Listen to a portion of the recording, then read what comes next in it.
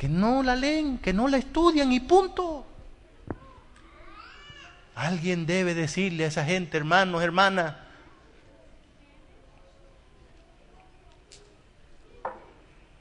esto no es un entretenimiento. Aquí no estamos para entretenerlos. Aquí estamos porque Dios lo trajo a usted para que se salve. La palabra de Dios es vital en la experiencia de cualquier persona que quiera tener la gloria de Dios en su vida.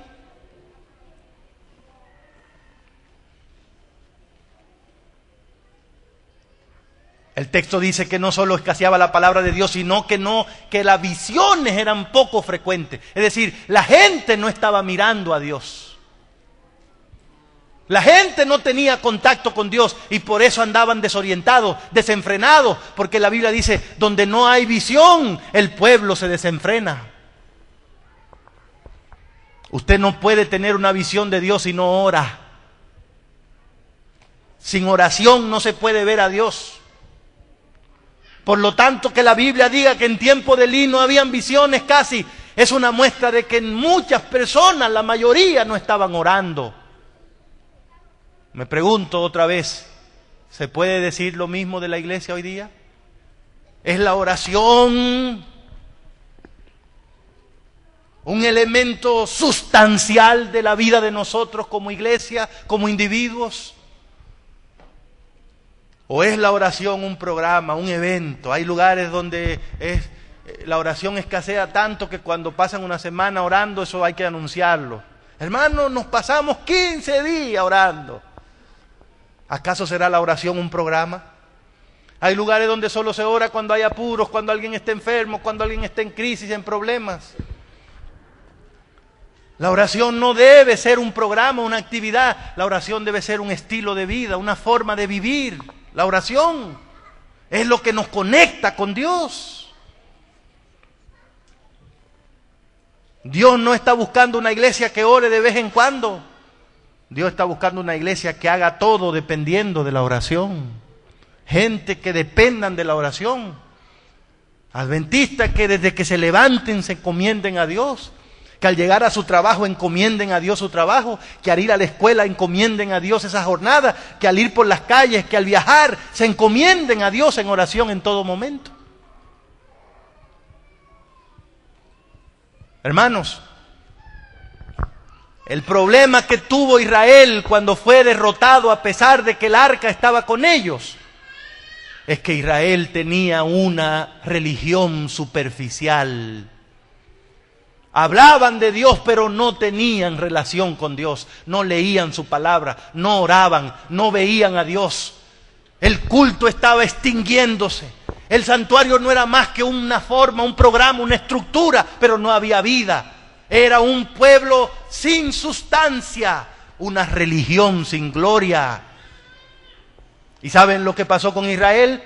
Como no tenían la experiencia con Dios, como no tenían la sustancia de la religión, terminaron teniendo una religión llena de superstición. Como no conocían a Dios, terminaron confiando en un mueble, en un objeto. Traigan el arca para que el arca nos salve. Traigan el arca para que estando con nosotros nos salve. Cuando falta la sustancia, entonces tenemos que inventarnos algo que nos haga sentir que estamos haciendo. La tradición, los grandes programas, los monumentos, los logros.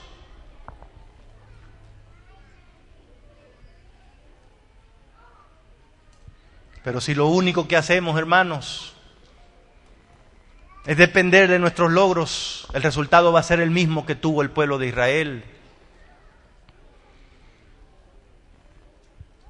No había una sustancia de la religión y por lo tanto el pueblo de Dios terminó depositando su confianza en un objeto.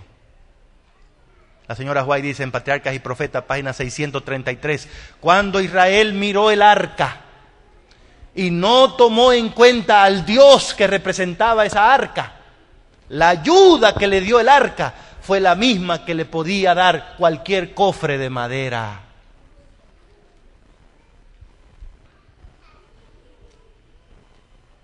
Porque aunque digamos que esta es la iglesia de Dios, y lo es, que esta es la iglesia que guarda los mandamientos, y lo es, que tiene el testimonio de Jesucristo, y lo tiene, si tú y yo no tenemos una experiencia con el Dios de esa iglesia, eso no nos sirve de nada a nosotros. No vale pasarnos aquí, nosotros en Charlotte, hablando de cómo la iglesia en el pasado tuvo un Pentecostés espiritual. Sí, eso fue bueno para los hermanos allá. Pero ahora tú y yo tenemos que tener un Pentecostés personal. Podríamos pasarnos el día entero aquí hablando de cómo los cristianos del primer siglo evangelizaron el mundo entero en aquel entonces. Pero ya eso pasó, los hermanos hicieron lo que tenían que hacer. Ahora tú y yo tenemos que sentir pasión por las almas que se pierden allá afuera. Podríamos pasarnos el tiempo aquí hablando de la fidelidad de Abraham al devolver los diezmos a Dios, después que vino de la guerra de liberar a Lot. Muy bien por Abraham, gloria a Dios por ese ejemplo, pero ahora tú y yo tenemos que practicar esa misma fidelidad con Dios. No me sirve saber que Abraham fue fiel, a menos que eso no me motive a practicar la misma fidelidad. No podríamos pasar el día aquí hablando de lo generosa que fue la viuda que dio todo lo que tenía. La felicitamos, esa hermana. Pero ahora tú y yo tenemos que crecer en la gracia de la generosidad. La iglesia de Dios aquí en Charlotte no puede conformarse con su historia pasada, con lo que Dios hizo en el pasado, con lo que hizo con nuestros padres. Eso fue lo que le pasó a Israel. Traigan el arca, porque el arca en el pasado, porque nuestros abuelos en el pasado, porque nuestros padres en el pasado, con el arca triunfaron. Pero se dieron cuenta que la fe de los papás y de los abuelos, que la historia pasada no les sirvió para el día de hoy y no nos va a servir a nosotros tampoco, hermanos. Una religión sin sustancia, una religión solo de forma, no nos va a servir a nosotros.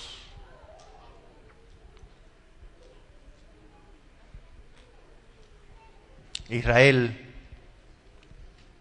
fracasó porque su religión era simplemente de forma.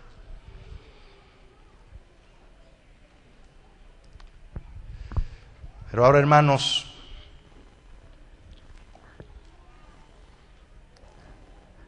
volvamos a la expresión del capítulo 3, verso 3. Samuel fue llamado al ministerio antes que la lámpara de Dios fuera apagada. Ya yo les dije que esa expresión, antes que la lámpara fuera apagada, simbolizaba la condición espiritual del pueblo. Pero quiero decir una cosa más. Esa expresión, antes que la lámpara de Dios fuese apagada, también es un mensaje de esperanza para nosotros.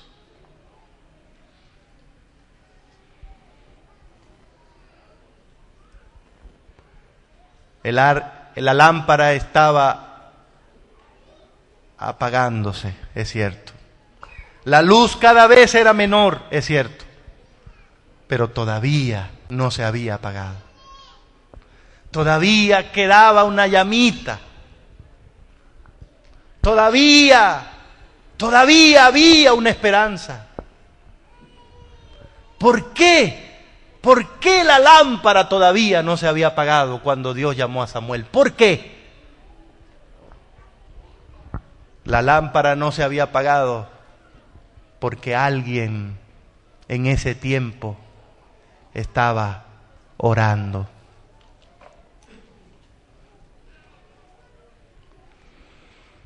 ¿Quién estaba orando en ese tiempo? ¿Quién estaba agonizando en oración delante de Dios en ese tiempo? ¿Recuerdan a ustedes a alguien que, agobiada por su necesidad, viendo la condición del pueblo, se refugió en oración en el Señor? ¿Se acuerdan ustedes de alguien en ese tiempo? Sí. En la Biblia habla de una mujer